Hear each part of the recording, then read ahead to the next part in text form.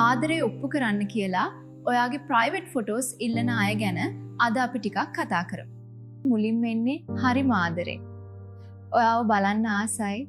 මට විතරක් බලන්න ෆොටෝ එකක් එවන්නකෝ කියලා. අපි බෑ කිව්වම ඔයා මාව විශ්වාස කරන්නේ නැද්ද කියලා අහනවා. ඇත්තටම නංගි මේක මානසික බ්ලැක්මේල් එකක්. මතක තියාගන්න. ඔයා ඒ ෆොටෝ එක යවව ගමන් ඔයාගේ මුළු ජීවිතේම කන්ට්‍රෝල් එක තියෙන්නේ එයාගේ අතේ. දෙන්නා තරහ වුණු දවසට ඒ පණ දෙන්න හිටපු කෙනාම ෆොටෝස් ටික ලීක් කරනවා කියලා තර්ජනය කරන්න පුළුවන්. මේ වගේ දේවල් නිසා අන්තිමට මානසිකව වැටිලා ජීවිතේ පවා නැති කරගන්න අහිංසක ගෑනු ළමයි අද කොච්චර ඉන්නවද?